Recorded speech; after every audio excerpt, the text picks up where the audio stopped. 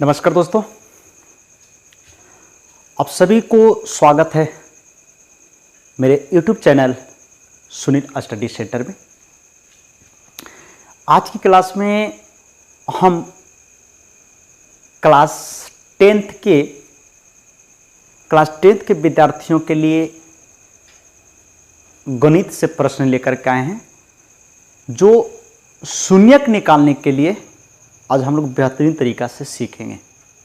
शून्यक क्या होती है, शून्यक कैसे निकाला जाता है, और इस प्रकार से जो प्रश्न होते हैं प्रत्येक वर्ष से 2 प्रश्न पूछे जाते हैं शून्यक ज्ञात करने के लिए। एक आपको ऑब्जेक्टिव में पूछेगा और एक सब्जेक्टिव में पूछेगी। तो चलिए आज हम बताते हैं शून्यक किस तरीका से निकाला जाता है। तो ध्यान दीजिएगा बोर्ड पर।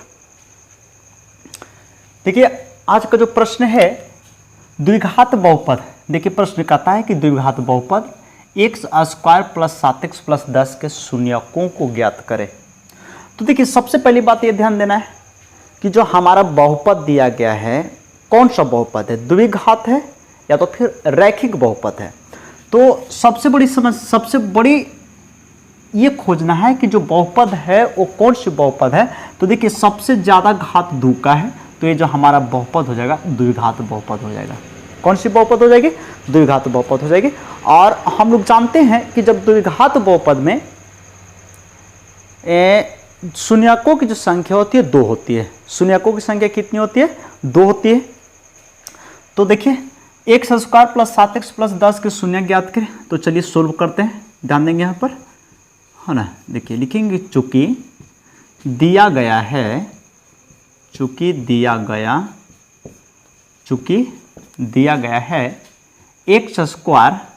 है, बहुपद क्या है तो दिया गया है x² + 7x + 10। अब इसको क्या ज्ञात करना है, शून्य ज्ञात करना है। तो शून्य ज्ञात करने के लिए हम लोग क्या करेंगे, बराबर में 0 देंगे, शून्य देंगे।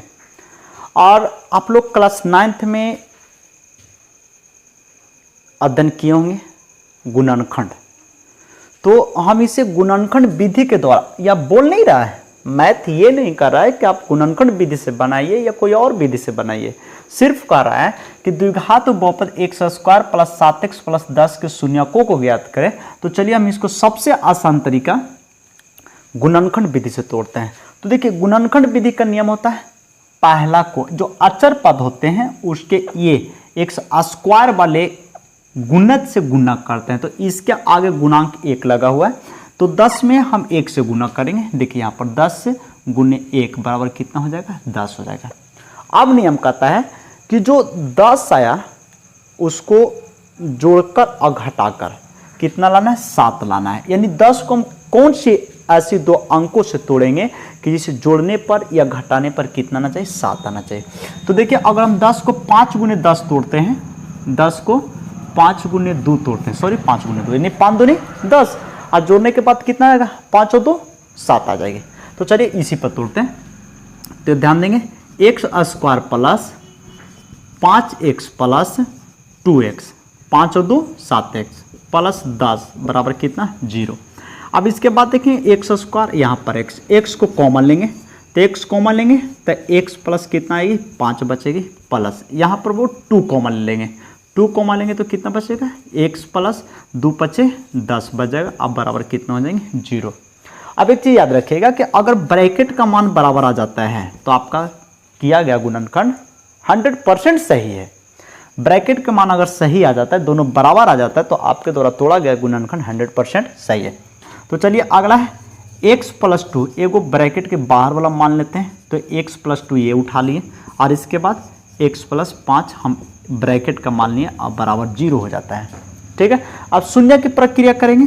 तो यहाँ पर ध्यान देंगे x + 2 बराबर 0, और इसके बाद x + 5 बराबर 0। अब देखिए यहीं से ही हम लोग शून्य को प्राप्त करेंगे। तो x और ये प्लस में है, बराबर कुछ तरफ जाएगी तो माइनस में, और यहाँ पर भी x और ये +5 बराबर में है, सॉरी ये जो 5 है जो प्लस में है बराबर के इस तरफ, तो उस तरफ भेजेंगे तो क्या हो जाएगा, माइनस में हो जाएगा। यानी अतः लिखेंगे यहाँ पर कि अतः शून्यक बराबर, अतः शून्यक बराबर कितना हो जाएगी, तो -2, -5 यही हमारा शून्यक हो जाएगा। तो देख लेंगे,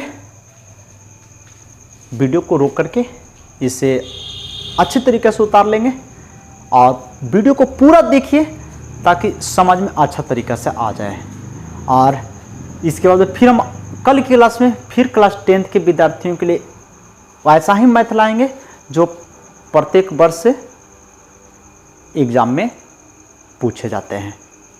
तो बस आज के क्लास में इतना ही, नेक्स्ट क्लास अगले दिन लेकर के आएंगे।